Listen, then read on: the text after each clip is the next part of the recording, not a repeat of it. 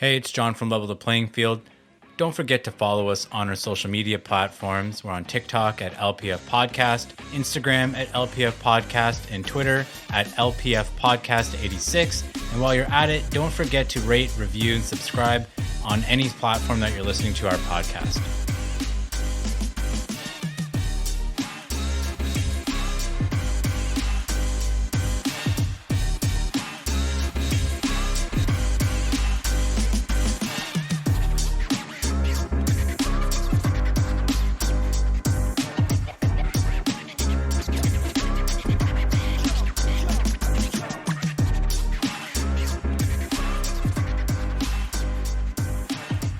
And welcome back to another episode of Level the Playing Field. I'm Dave, and I'm here once again with Andrew, who is graciously filling in for John. How are you feeling, Andrew? The COVID got you, or are you feeling better? I'm feeling much better than I was at the last episode's recording. That's good. Did you have it bad, or is it? No, I mean on the spectrum of secondhand knowledge of how bad it's been for some people. I think both Jamie and I got pretty lucky and didn't have it too bad. And we both tested negative today, so feels like that is now a part of the past and we're moving forward.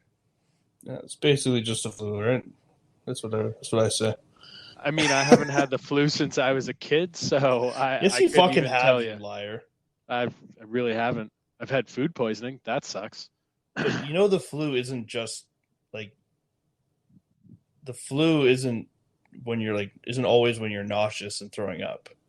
I'm well aware. Flu is fever, sore throat, maybe some muscle achy, body soreness. I haven't had that in so long. I can't even remember the last time, and it sucked. I gotta tell you, as a man, I am convinced that just like the flu, COVID hits men harder than women for sure. Jamie put up with me whining and bitching for a couple days while she was also probably going through the same thing, but she, definitely didn't hit her as hard. Right. Okay. Well, so, I don't know how to smoothly transition. Happy Canada Day. How about we start there? Happy Canada Day. Happy 4th of July Day. Canada Day for me always means NHL free agency. But this year, I was reminded that it's also Rick Dipietro and Bobby Bonilla Day. So happy Rick Dipietro and Bobby Bonilla Day. I don't like that Rick Dipietro has gone in on but it's been Bobby Bonilla Day since 1995.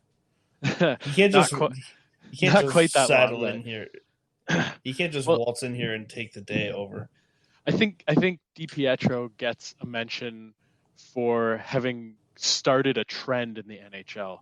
Bobby Bonilla is still pretty unique in the MLB, and he was one of the first ever in the world of sports to kind of have one of these situations. But Rick Dipietro's was just so famous, and it was so long ago. He completely changed, that contract completely changed the way that GMs thought about handing out contracts to their most valued players. Like, we went through that era where GMs were finding loopholes and signing Marian Hossa to fucking 20-year deals where he was making $5 at the end of the deal and then he retired. And that was all Rick Dipietro's contract that got that started. Yeah, it lasted for about 3 years, and then they closed the loophole, which I'm happy about. Although, I guess as one of the financial behemoths of the NHL, the Leafs could have been taking more advantage of it and didn't, and then they closed the loophole before they ever could. Yeah, well, you're bringing back the Leafs. There's so many ways that the Leafs could be taking advantage of their financial might, and they don't. Well, let's save that for another day. Let's just recap here. Rick Dipietro signed with what was at the time an incredibly long and incredibly valuable contract, and was then promptly bought out after a couple of years. He signed a 15-year contract worth $4.5 million a year. 15 years for a goalie. Rick Dipietro was good. He was never the best, but he was good. And, it's 2022 and $4.5 million a year for a good goalie doesn't seem like all that much. And that was the idea when he was signed, right? It's even when he signed it, that wasn't a lot of money. Yeah, it was kind of like, wow, this is really groundbreaking. This is, an interesting strategy. This might actually work, except that Dipietro wasn't very good for very much longer, and the Islanders were forced to buy him out. And now he's getting paid $1.5 million every July 1st until 2028. 11 years earlier than Bobby Bonilla runs out. Is it 11? I thought Bobby Bonilla was 2035. That was 39. Well, yeah. I mean, either way, just hilarious stuff. He retired from the AHL in 2013, and he's getting paid until 2028. That pales in comparison to how many years Bobby Bonilla is going to end up having gotten paid. But in doing some reading on this, I couldn't help but look up the list of players who are still getting paid on their buyouts. And you want to hear some interesting names? Sure. Okay. So Kyle Turris got bought out by Nashville, is getting paid $2 million a year until 2027. Kyle Turris. Because that just happened like 2 years ago. He shouldn't have ever made $2 million a year, period. That's not true. You're over-exaggerating. He was never better than a third-line center. He was supposed to be. Corey Perry is still getting paid $2 million a year by Anaheim, which means that for the last 3 years, his consolation prize for losing the Stanley Cup Finals is being paid $2 million on July 1st by the team that bought him out before he lost a Stanley Cup Final. Vincent Lecavalier still gets $1.7 million until 2026. That's a big one. He's been retired a while. Yes, he has. Ilya Brizgalov, 1.6 until 2026. Let's see. Who else do we have here? We've got, here's a good one. Dion Phaneuf, $1 million a year from LA until next year. And $350,000 a year by Ottawa until next year.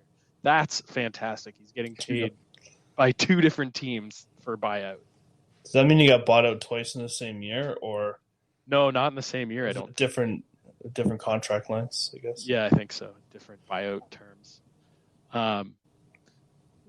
The last one that stands out to me on this list is Brad Richards. He's getting paid $1 million a year by the Rangers until 2025. I mean, again, just when was the last time you heard Brad Richards' name? He's been retired for so long. I don't think it's been as long as you think, but yeah. Wait, Brad? Oh, I'm thinking Mike. Sorry. Yeah, Brad Richards has been out for a while. Well, let's talk Bobby Bonilla. I know you're the big Bobby Bonilla fan. Well, the interesting part about, so I think you probably have the numbers in front of you, so you'll know better. But the interesting part about Bonilla's contract, where all these hockey guys lost money in the buyout, didn't he quadruple the money owed to him by allowing this long period of payments? Yes. He was owed, I think it was around $6 million by the Mets when he he hadn't even retired when the Mets bought him out in something like 2000. So in 2000, Mets agreed to buy out the remaining $6 million on his contract, but instead of paying him the $6 million one time, the Mets decided, in an agreement with Bonilla, to make annual payments of $1.2 million for 25 years, starting in 2011. I don't know how that makes any sense. Well, so basically he defers payment for 11 years, right? And then in those 11 years, hypothetically, the Mets have this $6 million to invest. And at the time, they're investing their money with Bernie Madoff, who's guaranteeing them double-digit returns. Bernie Madoff of, the pyramid scheme fame, the Ponzi scheme fame, and who ultimately ended up in jail. So the idea was, they spend 11 years investing the $6 million, and then 1.2 for 25 years is a drop in the bucket. And of course, Bobby Bonilla is thinking, well, 1.2 over 25 years, after I'm retired, I'm set for life. I'm going to have a paycheck until I'm in my 70s. It works for me too. It was, at least theoretically, beneficial for both parties, I guess. Yeah, until the Mets lost all their money they had invested with Bernie Madoff. But... yeah. Oops. Apparently, the Mets made a couple of those types of deals. Nothing quite as crazy as Bobby Bonilla, but they just thought, I don't know what the hell they thought.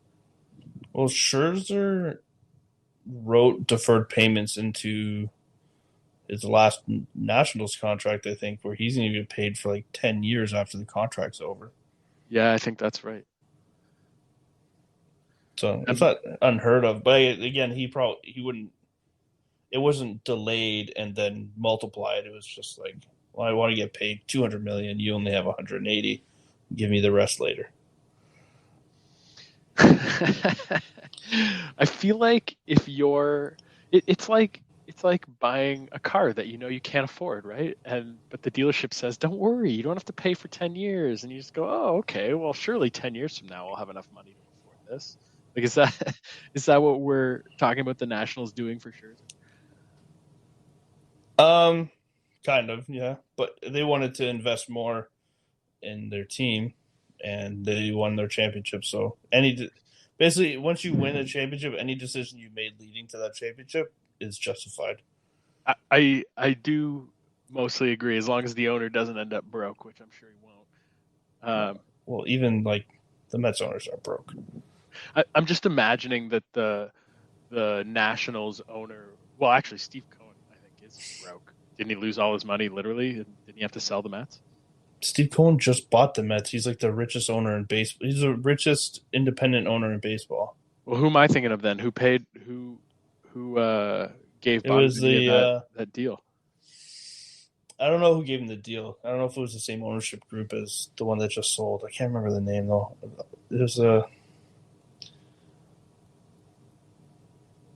I can never remember. It's not the Dolans. The Dolans own the Knicks, right? Yes. John's just screaming at us through the ether at the name that we're not coming up with. He may or may not know. It's a baseball thing, so he probably doesn't give a shit. Not till August, anyways. Yeah, I can. As a Toronto sports fan, it's weird to me that other cities have like different owners for different teams. So I just assume that like you only need to learn one owner's name when you talk. We've also been pretty lucky in how stable the ownership's been in Toronto, generally speaking, over the years. Even when there was a change of ownership, it was pretty uneventful. Yeah, but you always want relatively speaking, they're pretty stingy with their money. Like Rogers is the wealthy. Like when you start adding corporations into the mix, Rogers is the wealthiest owners in baseball, and we don't even come close to having the highest payroll. Yeah, but aren't they like top 5? I don't know about that. No, they're not top 5 because there's like 6 or 8 teams that are right around the luxury tax, and we're not. There's a luxury tax in the MLB? Yeah, man. Tell me about the luxury tax in the MLB. I think we've talked about it here before. It's let me look it up. Too much shit in my way. It's like it just got raised through the lockout. I'm surprised you don't know about this because it was a big deal during the lockout.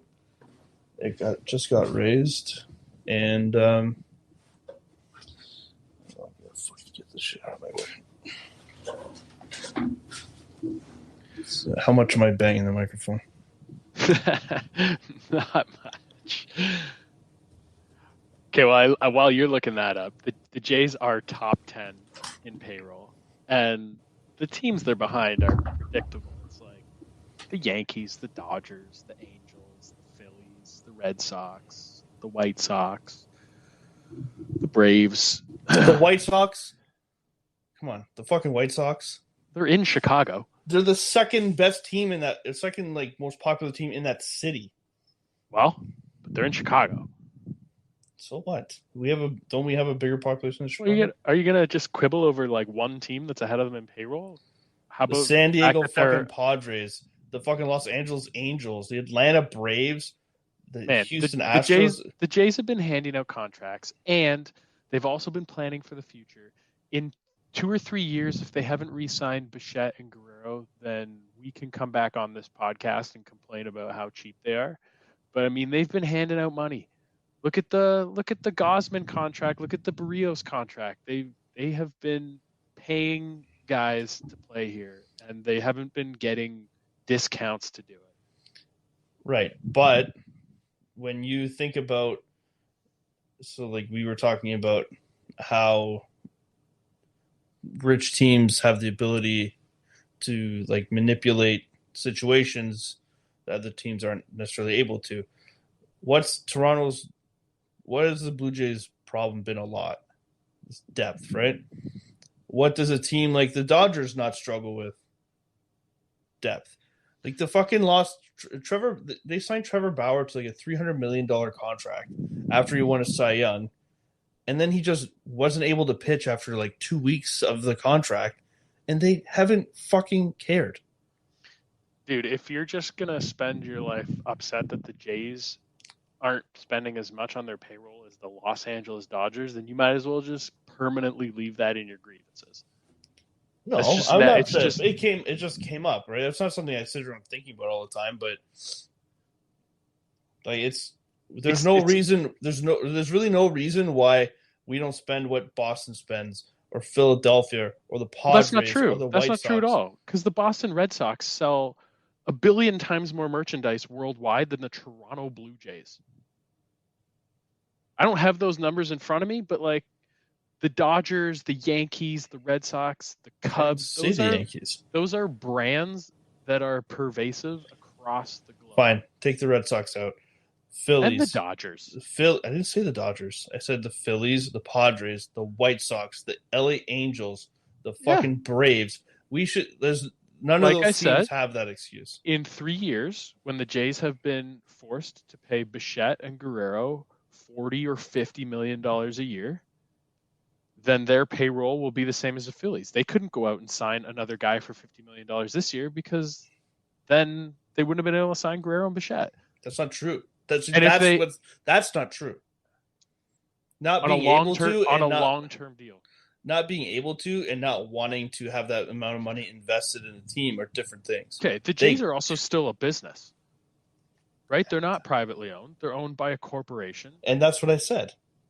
I said that because they're owned by a corporation, they're treated differently than other teams are treated. I don't think any of these other teams are losing money. You think that the Jays would be losing money if they increase their payroll by another $30 million? The Jays have never released their books. And I think, like I said, I think the Jays will absolutely continue to increase their payroll. Dude, look at how their payroll's increased over the last 10 years. It's unreal. It's gone up 100% in the last 10 years. That's true of every team. That's why they're standing in the 2010. changed. In 2010, the Toronto Blue Jays were ranked 22nd in payroll with $62.5 million, and now they're paying $162 million. Okay, look at this. They're top 10. They've moved up the rankings, and they've increased their payroll. We can go back through all the years if you want. I've got them all open. But the point is that they've continuously invested more and more in the team over the last several years. They were top 5 in 2017. I mean, sure. Would it be great to spend $300 million on baseball players in Toronto? Of course, I'd love that. And then we'd complain about the choices that they made and who they paid rather than whether or not they're paying. But we're no longer in a position where we should be complaining about the Jays payroll. And I wasn't even really. All I said was that because you're just being a jackass arguing for the sake of arguing. No, I said because they're owned by a corporation, they are relatively stingy with their money because they do care about things like turning a profit, and they're not just. This isn't a toy that they're just deciding to go play with. The Miami Marlins are stingy with their money. The Jays are not stingy. Okay.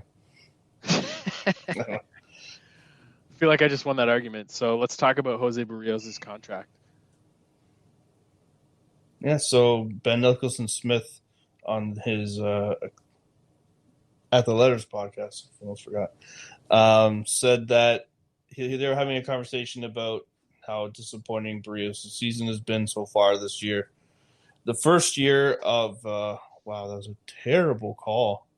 The first year of a 7-year contract, and we're about 3 months into it, and he said that if he was given the ability to snap his fingers and make that contract disappear, that he would. And I think that is insane talk for the short amount of time that it's been, and how absolutely jubilant everyone was when the contract was signed. And everyone called it this is a sign of like the opposite of what I was just saying, basically. The Jays like finding great players and paying them and like building this great rotation, and now like 2 months later, like, fuck this guy, let's get rid of him. Yeah, it's 7 years, 131, right? Don't know. So it's 7 years and some large amount of money. So you know this better than I do. It's like $19 million a year. That's pretty good price for a 2 or 3 pitcher, isn't it? Yeah. And 130, it's 7 years, 131. That's not a lot of money anymore. Yeah, he had a career ERA, I know, under 4, and they talk about, like, as a fan, listen to the radio, listen to guys like Ben Nicholson-Smith. It was just months and months of praise for the Jays management over locking up this relatively young, incredibly talented, incredibly consistent starting pitcher who would be part of the bedrock of their rotation for the next 7 years. And especially in the baseball sports media, where everybody preaches patience and regression to the mean, to hear a guy say he'd undo that contract 3 months into it seems pretty ridiculous. Yeah, it made no sense to me. It was very reactive, and I don't know. So for a guy like that, is there any chance he knows something like about an injury or something else that the rest of us don't know, and he's just not allowed to say? Like, what would compel a guy who I think we both have some respect for to say something so outlandish? I think that the problem he's having is that he's just not missing bats, right? His whiff rate is way down. I think he went like, I think it was like 2 or 3 starts ago. He went an entire start without a whiff, which is a guy swinging and missing, right? And that's pretty bad. That's definitely bad. But again, like, don't we just what does Ben Nicholson-Smith know that we don't? Just as far as I know, like, he hasn't said anything. As far as I know, what he knows is that when like this type of skill declining it's bad news, right? Like, I don't know the rate at which like numbers like that come back. Like, that's what I'm not sure of. It's like how many people who have had like, he's not old, but he's not like young either, right? He's like 7 years into his career, right? So like, who's performed a certain way for 6 or 7 years, and then all of a sudden, like, they just can't miss bats, and how often does that just snap back? Well, yeah, that's usually when you hear about Tommy John, right? or something like that. But then a couple weeks ago, he also had that 3-start window where he was unbelievable. Exactly. He was back to the Jose Berrios that we saw when he first came over last year. Or whatever it was, the year before maybe. Last year.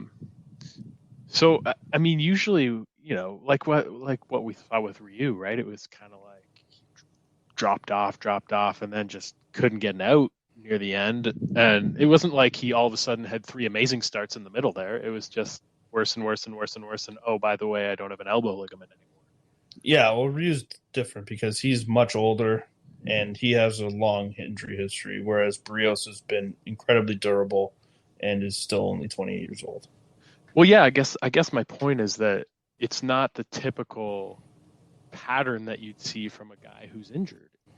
Do we think maybe it's a lack of focus? Like he signed this big contract, he's set for life, he's got generational wealth now, and he's not coming to the ballpark ready to play every 5 days? Like, is that the problem? No, I wouldn't think so.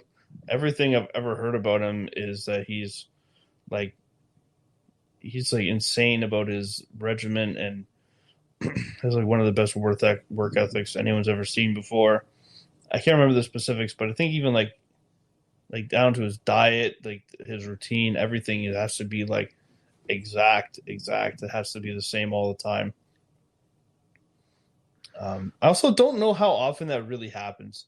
I think that's a narrative that people like to talk about because it just makes sense to them.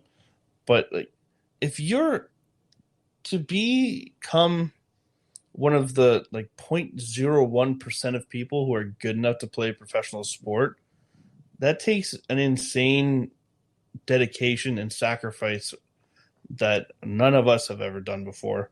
And to think that you just get paid once and you're like, cool, I don't have to do this anymore. Like that, it's something is wired in your brain to do that. It's not like I have to do this until I do this and then I can just stop. I think I mostly agree, but I think some guys might be wired to reach a goal, and maybe the goal is to make $100 million, or they might be wired that way, and then you fall into that money, and it's not like Berrios or anyone else would have to go from giving it 110% to 0% either, right? Like maybe for a guy like Berrios, all it takes is having to go from 110% to 95%. And every once in a while, that means instead of going 6 or 7 innings and allowing 2 or 3 runs, he's not 100% focused on that first pitch and then can't miss a bat until they pull him. I don't really buy that. I mean, we've definitely seen it. Again, I go to the NHL, right? That's where I've heard the most rumors about stuff like that going on. But you think of a guy like Mike Richards, right? Like he got into allegedly some bad stuff, made some bad friends, and had some off-ice challenges that meant his game fell way off and his career ended way early. I mean, if you think about it, him and Jeff Carter came into the league at the same time, and Jeff Carter's still playing. So, listen, I have no idea if that's what's happened to Berrios or not.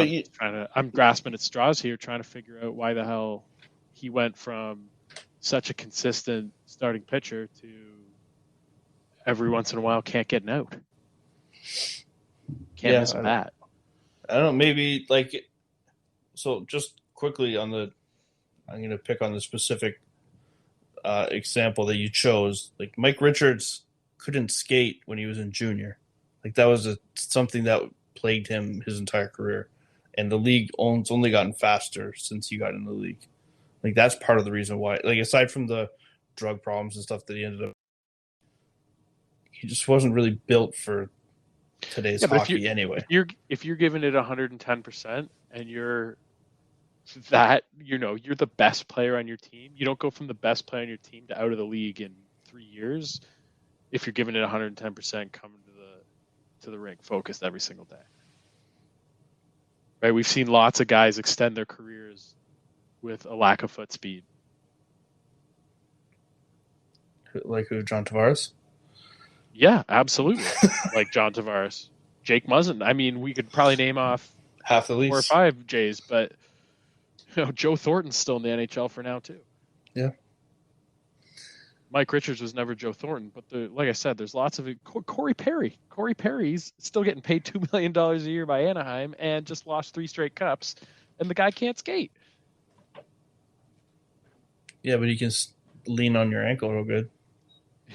Yeah, and he can, quote unquote, accidentally knee you in the head too.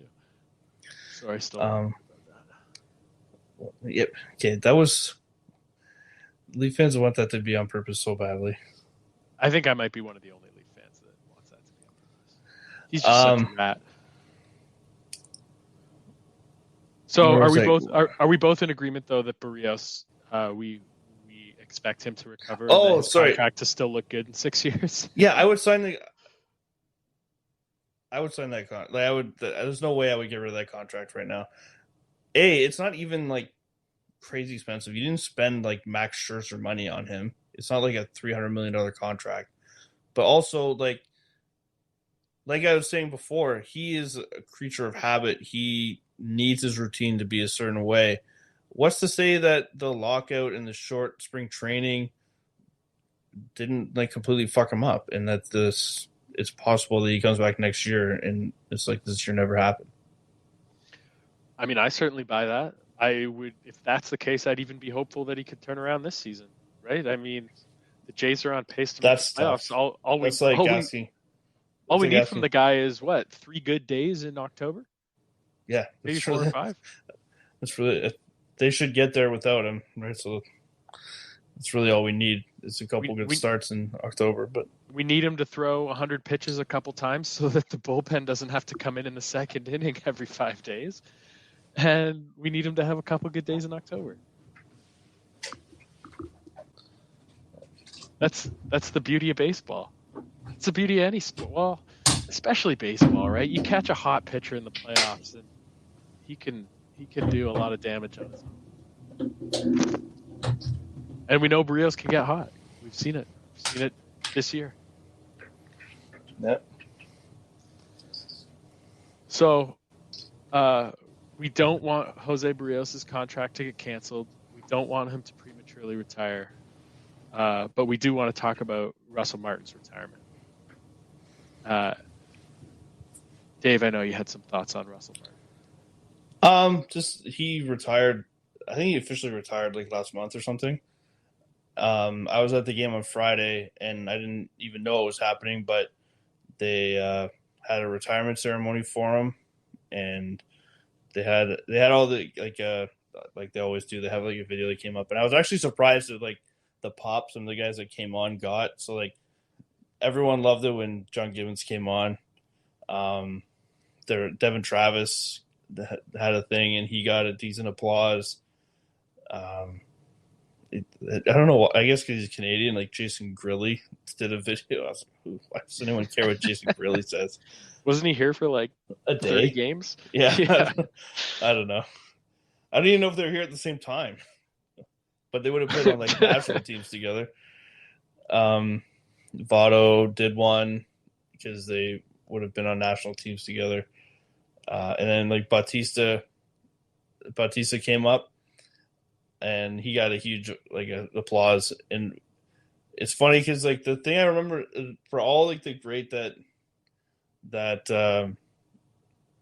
Martin did when he was here and like throughout his career, the one thing I remember him the most for is throw the fucking ball off of Shin-Soo Chu's arm.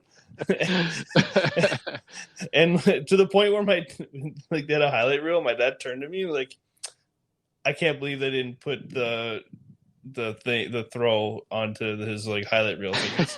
And so I was like, that's not really his highlight. Like, if you wanted to like bust his balls, maybe that's not really exactly what they do during retirement ceremonies. But yeah, it's just funny like that because of it led to like I was probably the third most important home run hit in Jays history, and like the most exciting one I was old enough to really witness and really care about. Right? Like that's how I remember him, is that whole scenario. I actually saw an interview with Russell Martin. I don't remember who it was with, but they asked him what he thought his most iconic and memorable moment as a Jay was, and he said that moment. And then he talked about it. He said he just felt so much shame. He felt like he'd thrown the playoffs away by, losing focus for a half a second and throwing that baseball off of the bat. And then, of course, it created. Yeah, I mean, it created like a whole generation of Jays fans. I honestly believe that the bat flip. Next half inning. I would say that. And I think that's also why it was so important that the Jays get good again pretty quickly, because we have this moment right now. These all these people who saw that bat flip and got the same shivers and tears and hairs on the back of the neck that we got, and the fact that they're still relevant now, I think, has helped keep some of those fans paying attention. I do agree. I mean, I can't think of another home run that would crack the top three. The only other one I can really think of is I think Encarnacion hit a walk-off the next year in the wild card game, right? That doesn't even come close. That home run to me is so overrated. Like people were like, he could have hit a bunt single and had the same result. Like it didn't even have to be a home run.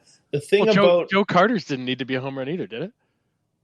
They only won by I don't know actually. They didn't win by one. I don't know. That Encarnacion, like it's a wild card game against a team that you probably should have beat anyways. Fuck that. I mean, I don't. Like I said, I still think people were high out for the Jose Bautista home run. And they wanted every playoff home run to be the biggest thing that ever happened. It was a walk-off, advance to the next round home run. So I think it belongs certainly in like the top 5 or the top 10. But I still agree that the Jose Bautista bat flip is third only to Joe Carter and Robbie Alomar. Yeah. So for Russell Martin, though, I mean, maybe this is obvious, but we pump him up because he's Canadian, right? I mean, if he was not Canadian, he would just be, a relatively good catcher who played in the league for 10 or 15 years and happened to pass through Toronto. I don't think so. He was a multiple-time All-Star. He also like. But so is Stephen Vogt. No, he's not. Not like. Okay, well, I had just started talking about Jesus Christ. Let me pull up the guy's fucking. Sorry, multiple-time All-Star. Go on. So the one thing about like catchers too is that not everything they do shows up on a score sheet, right? Mm-hmm. So there's some of that. He was an excellent defensive catcher who everyone loved. All those pitchers loved pitching to. And I think he got a lot of credit for being a great leader. He made the playoffs. And it just seems like, yeah, he was on the Yankees and he was on the Dodgers, but he like took the Pirates to the playoffs, like the only year like that they went. He made the playoffs, I think 10 years in a row on like 4 different teams. Everywhere he went, he was in the playoffs. Actually, sorry, 2 years in Pittsburgh, he got them to make the playoffs. I think 3, no? He was only there for 2. I'm looking at it now. Okay. I actually think that's the most impressive stat from his career as well, is all those years of playoffs, which in baseball especially, maybe not going forward, given that they've just added yet another wild card spot, but 2. Historically, that is a tough accomplishment. And I agree with you. Catchers have a huge impact on every game that they're in, even if they go 0 for 4 with 4 strikeouts. And, the fact that he took all those teams to the playoffs and that he was consistently on a top team, I refuse to believe that that's a coincidence. I guess what I'm wondering is he as celebrated in Pittsburgh and New York and LA as he is here, or is it even close? Not in New York. He only spent a couple years in New York, and like they have such a rich history that like guys like him come through and it doesn't make a huge impact. Probably in Pittsburgh, I would say, I don't know. He came up he was like he had an OPS plus of one. Like in his rookie year, he was a league average hitter who got 10 steals as a catcher. In his second year, he had a 116 OPS plus. And for those who don't know, a 100 OPS plus is league average. So he was much better than league average, had 21 stolen bases as a catcher, 19 home runs, 87 RBIs.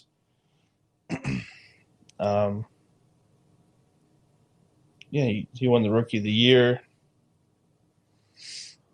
I don't know. I doubt he'll be like a Hall of Famer because in his career he was a league average hitter. But so that's where like position matters too, because there's not a long list of league average hitting catchers. Yeah, I love Russell Martin. I know that part of my love for Russell Martin is because he's Canadian. But yeah, I mean his stats are impressive. His stats are definitely impressive. I think he won a Silver Slugger, didn't he? That second year that you were rhyming off. Did he win the Silver Slugger that year? He did win a Silver Slugger, yes, that year. And a Gold Glove. Yeah, and he's renowned for framing pitches, which again is something they've only really started measuring recently, and will become somewhat irrelevant in the future when the umpires are robots. But for his career, he made a difference. Yeah, he was always a plus player. There's some years where it wasn't that. Yeah, I don't know.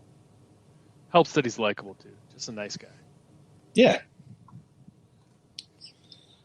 Anyways, yeah, it was a nice ceremony, and I've never been at a game where they did one, so it was kind of cool. Yeah, I guess I don't know if I've ever been at a Jays game where they did one. I was at the Doug Gilmour number retirement game. That was pretty special. That was really cool. But I think that's the only one I can think of that I've been to. I could talk about special moments in sports forever. But from one Toronto team to another, I think the Raptors should trade for Durant. Absolutely. I was so you brought this up because I was looking through my sports rumors app, and this guy who writes in Toronto for some crappy establishment. He works for The Athletic, which charges at the moment $1 a month, which is far too rich for Dave's blood. Well, just think if you're so great, why have you had to put a sale on your product like that? That's a great point, Dave. Because they're not having any subscribers. Inflation. But yeah, he was like, so Kevin Durant's obviously like the top 3 player in the league. Like any team would be lucky to have him. Instantly make your team better. And so the Raptors are seen as like the dark horse to get him. And this guy is like, maybe we shouldn't be giving up this much like player and draft capital. Like maybe we should just rely on incremental change and keep our winning window open longer. I'm like, are you fucking insane? You have Kevin Durant could be coming here with 4 years left on his contract, and I'm assuming that so Barnes isn't going anywhere. 2 of Siakam and Anunoby. You don't think Barnes would have to go in the trade, eh? There's no way they do it. Okay. So Siakam and Anunoby. So I don't think it'll be Siakam either. I think what might happen is they might have to give up Trent and Anunoby. But let's just say, for argument's sake, they are keeping one of those three players and then giving up probably 4 draft picks, because that's what they just got for Gobert. That's what the Jazz just got for Gobert. And keep in mind that in the NBA, you can't trade consecutive draft picks, so it'll be like one every other year for 6 years or 8 years or whatever. But say you have a starting 5 that's Van Vliet, enter unnamed shooting guard here, maybe Otto Porter that they just picked up. Oh, he's a forward though, I think. Anyway, it doesn't matter. Barnes, Durant, and Siakam. How are you not ecstatic at the thought of that, even if it's for 2 years? I guess I assumed that if the Raptors were going to get Durant, that Barnes would have to be in the deal. Because why would the Nets do it if he wasn't? Because he's gone no matter what. So they don't have all the leverage. Yeah, but I get that, but they're also competing against probably 10 other teams at least. Yeah, but whoever's the other teams they're competing with don't have somebody like he wants to go to the Heat, and they're talking about like so he only wants to go to the Heat if like Bam Adebayo, Kyle Lowry, and Jimmy Butler are all there. So who's that left off their roster they're giving up? They're talking about like centering a trade package around fucking Tyler Hero. Weren't the Raptors doing that last year? Sorry? Weren't the Raptors talking about trading Hero last year? Trading for Hero last year? Yeah, I think so, but not for fucking Kevin Durant. That's right. If he goes to the Suns, they have like a good player, so they could give up DeAndre Ayton, but like he's not 1 year out of the draft. He's someone more like Anunoby, who's like has his definite strengths, but also has his weaknesses, and the team isn't 100% sold on. Right? There's a reason why he hasn't signed his max contract yet, because the Suns don't see him as that player. If he did, then he'd be signed already. So would the Raptors have to give up one of Siakam or Van Vliet, though, for salary matching purposes? No, because then Anunoby already makes like $18 million, and then I think that's why you'd have to add like Trent or something like that, because he'd make up a bunch of the difference, and then you can add. There's other guys that are actually added. What does Durant make in a year? Is it 40? Fucking whatever the maximum is. Durant $41 million a year. Not a big deal. 40. Would you say 49? 41. I see 48.5. Well, one of us is right. It says Kevin Durant signed a 4-year, $194.219320 contract with the Brooklyn Nets, including blah blah blah guaranteed, and an annual average value of 48.554. And I guess. So even if OG makes whatever you said, 18. Well, he'd account for half of that, and then Trent would make up another chunk of that, and then you add a few guys for salary purposes who make like $5 or $6 million to make up the difference, and then you add your 4 draft picks. Huh. Well, I mean, I would obviously love to see Kevin Durant come be a Raptor, win a championship. Maybe stay another year, unlike Kawhi, win another championship. And he's only 33, right? He's been around forever, but it's not like he's 40. He's that old. I didn't even know he was that old. He's still got good years ahead. Yes. Well, he'll be 34 when the year starts. When the new season starts. Okay, well, fuck him then. Maybe that is a consideration if you haven't. Maybe the Raptors should just trade everybody except for Barnes for Kyrie and KD. How would you feel about that? I'd stop being a Raptors fan. Is Kyrie even allowed in the country? Probably not. Were you looking at next year's salary? Maybe. No, because it's don't know.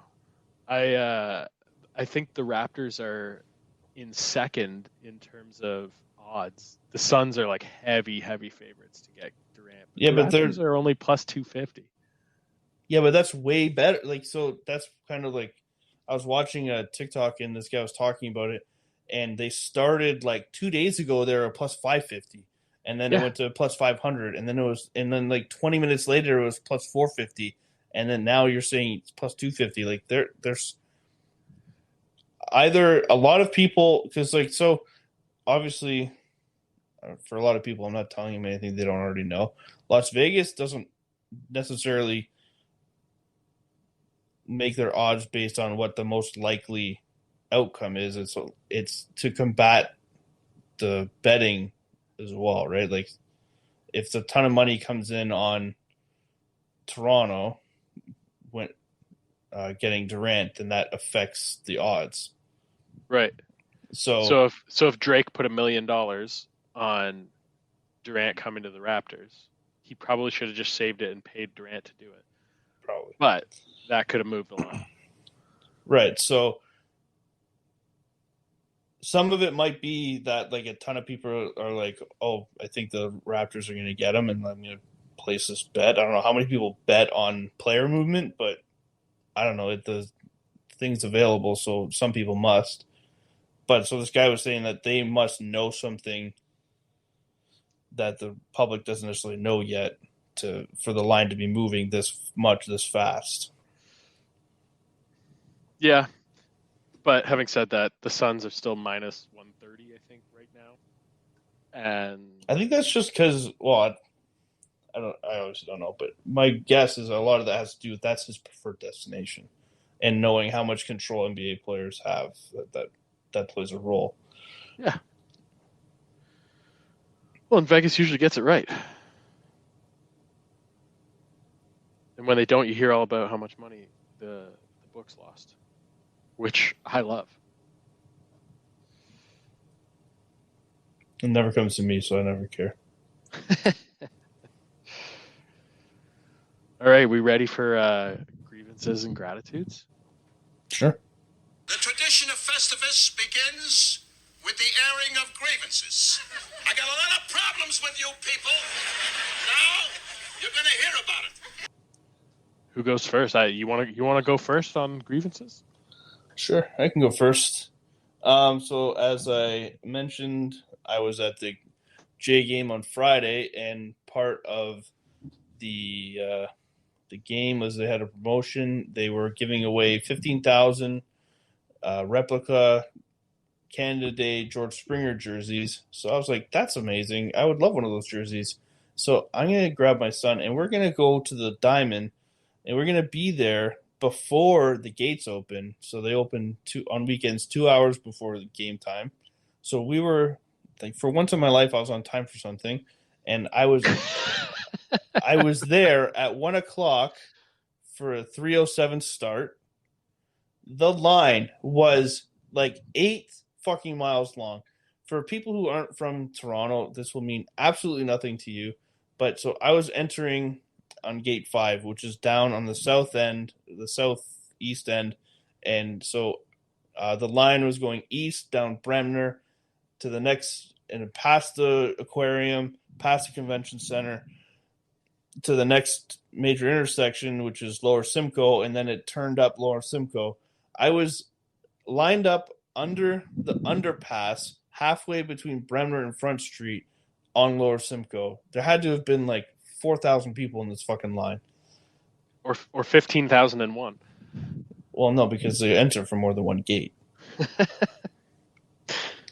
So, yeah, we did not come anywhere close to even sniffing a jersey. And we were there 2 hours before the game for no reason, really. We could have shown up like an hour later and just like walked into the stadium. Instead, we got in this long ass line that took us like 30 or 40 minutes to get through once it started moving. And did you enjoy the quality time in line with your son? Sure. My ADHD son loves just standing in line. It's fun for him. Presumably, you guys made some conversation with the people around you, made some friends. Absolutely not. Actually, that's not true. There was a little bit of the guy in front of me because I thought it was funny because I was wondering the same thing. He was like, because we were so far away from like the stadium, we're like, I really hope that we're in the right line to get into the gate that we think we're supposed to get in at. So you were just in line for the aquarium the whole time. So he was like, "This is for gate 5, right?" I was like, "I hope so." I don't know. That's what I thought I was doing. So, like, did you get close enough to see the last jersey be given away, like 10 people in front of you, or were you not even close? No, I wasn't even close. So I heard people like talking to people they knew. So like people were in line on the phone with people who they knew who were at the game, who got there earlier, and some of them said they were lining up at like 10 a.m. So I had no chance. I'm also sure, like, when they're giving away 15,000 jerseys, I bet you there's employees stashing them for friends and shit like that. Right? I don't know. There's a lot of jerseys in that stadium that day. I mean, that is pretty cool, I guess. What color was it? Red. Makes sense. Canada Day. Mm-hmm. So, do you regret having gone down that early? And was there a lesson to be learned?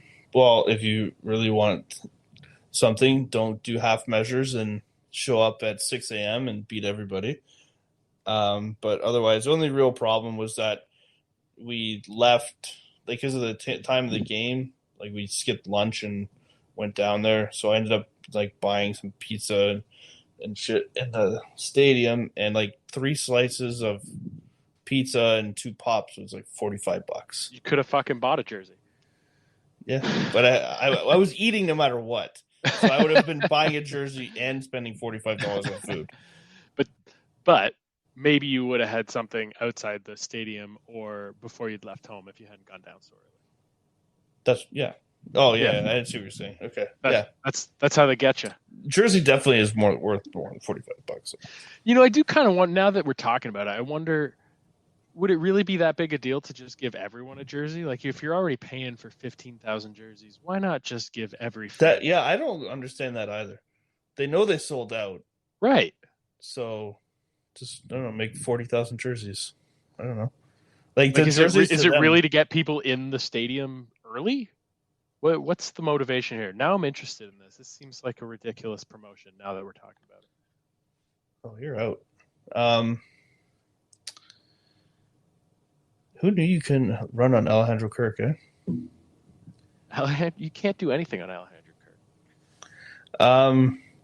I don't see. So for like a July 1st game, I don't really understand having a promotion like that, except for like just like the goodwill of giving shit away that people will like, and you can have the stadium be mostly red for the Canada Day game. But like there's a reason why they also did a promotion the next day that people also lined up ridiculously early for, from what I heard. The Vlad and Dad bobblehead, because it's like the day after opening day, right? Like everyone shows up opening day, and then the next day they have no like. Yeah, but it's Canada Day weekend. They for sure sold out all weekend. Like, if they're going to do a promotion, it should be on a Wednesday night against fucking the Oakland A's. Yeah. Yeah, I'm assuming they sold most of their games at this point, or close to it anyway. Now I'm kind of upset for Logan too. Like, they should have at least had lots of kid-sized jerseys, right? Maybe give away. I don't know. Just have too many. What's the big deal? It's a drop in the bucket. They paid Jose Berrios $131 million. They can afford to buy a bunch of kids some jerseys. Andrew, this is a business. Okay, they have to make money. You can't just be buying jerseys willy-nilly and just like, oh shit, we have too many. Give them the goodwill. You're recruiting fans at an early age. It's an investment. It's a long-term investment. Yeah, having a good team is a long-term investment too. Agreed. Anyways, good grievance. Yeah, it's pretty minor in the grand scheme of things, but it was a little frustrating we weren't even close. That absolutely sounds frustrating. standing in line for 2 hours and then not getting. Oh, we did not stand in line for 2 hours. Standing in line for 20 minutes and not getting a jersey is grievance worthy in my books. Yeah, we showed up like 10 minutes before the gates opened, and once the gates opened, it moved pretty quick. We were in there in like I said, like 40 minutes. Oh, we should send the Jays ticket takers to Pearson Airport then, maybe. I think we'd be hoping that the people who are checking the people who are going on planes are doing a better job than the people that check the people going to the stadium. Apparently, they do it a lot fucking slower. Well, because they actually look at stuff. They're not giving out jerseys either, though. Well, my grievance, which I somewhat shared in the last podcast, but I'll share it again, is getting COVID. And, at this point, most people listening have probably had COVID. Know lots of people who've had COVID, but my wife's in healthcare. She spent 2 years on the front lines in the hospital, in long-term care facilities, and we somehow avoided getting COVID. And then while she's on mat leave, we're still the ones in the grocery store with our masks on, 2 of like 100 in the entire place with masks on, and somehow we get it. Were you always doing that, or you did that after baby was born? Masks? I have always worn a mask in every public place. Walking into the arena on Sunday nights, I'm literally the only one, my brother and I, with masks on in the entire arena, and I still do it because I thought it was the right thing to do, and then I got it anyway. We have no idea where we got it, and it's just frustrating. This was supposed to be our 1 week vacation at the cottage too, and we've spent the first week in isolation. It's been really shitty, but it could have been worse. So I'm aggrieved, but I'll stop complaining too much. Yeah, it's hopefully there's no long-term effects, and hopefully the baby doesn't get it. Oh, she already did. Oh, did she? We had quite a 24 hours while she fought it off. But she definitely had it. Shitty. Yes, agreed. Like I said, very frustrating. How old was Declan when he got it? When did I get it? I'm not sure how old Declan was. I got it in December of 20. So he would have been...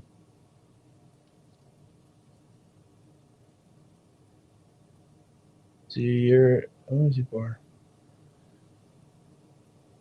Man, the slowness of this math is hurting my brain, Dave.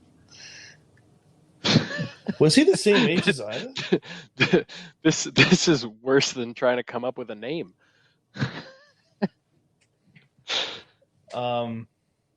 He might have been the same age Ida was.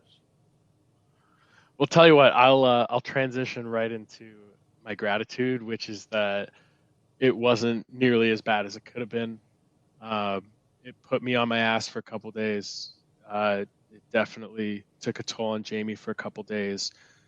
The baby had a rough 24, 36 hours, but we seem to all be on the mend now. We've both tested negative today, so we can resume our holiday tomorrow like we had originally intended.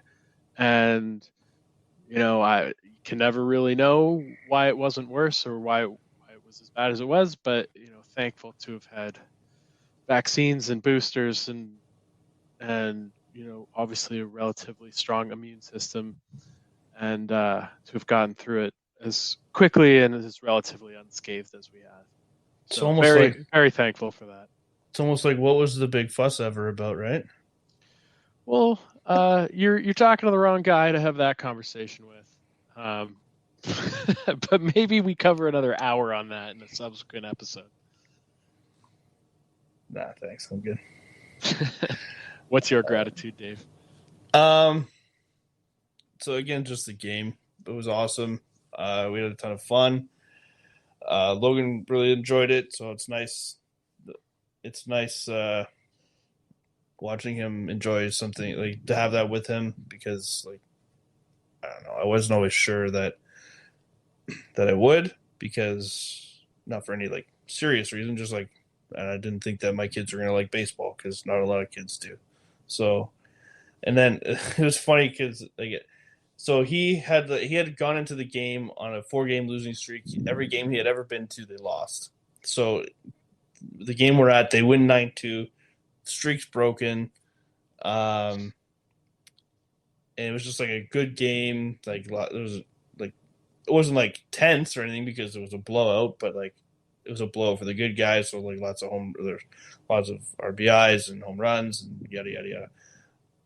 But the thing that he'll take away from that game way longer than any other thing that he saw or experienced was that, so we got tickets from a tutoring client of Alicia's who works in the marketing department for the Jays or something like that. Okay. So we were sitting 8 rows back from the infield on the first base side. Wow. And we were like behind, like past the dugout. We were maybe like, I don't know, like 15 feet behind second base, or like deeper than second base or first base. So the guys before they were playing the Rays. The Rays warmed up, and is that Brett Phillips? I don't know, whatever. The guy named Phillips, he like threw a bunch of balls in the stands and was interacting with the fans, but he was doing it a little bit more into the outfield. G-Man Choi threw a couple balls into the stands before the game, but then like after they warm up every inning, Guerrero or Choi would turn around and throw a ball into the stands. And because of the netting now, they never just like, they can't just like dink it into the front row like they used to. So they have to like throw it over the net, and the trajectory of that a lot of times leads it to be the throws to be deeper into the stands than we were sitting. But there was a couple that were like the right depth. Most of them weren't in our section because they would whatever. But there was one where I felt the air of the ball on my fingers. The guy snatched, like I couldn't reach it anyways, but the guy 2 rows back, he got it, and he caught it at like head height. Like it was very close. And so that's what he'll remember forever, is that like we almost had a ball that Vlad Guerrero threw into the stands, but his dad was too short. And you're 6'6", so that's it. Yeah, it's crazy, right? Well, that's awesome. And I am really happy for you that Logan loves baseball and enjoys going to the games, because I know how much that means to you.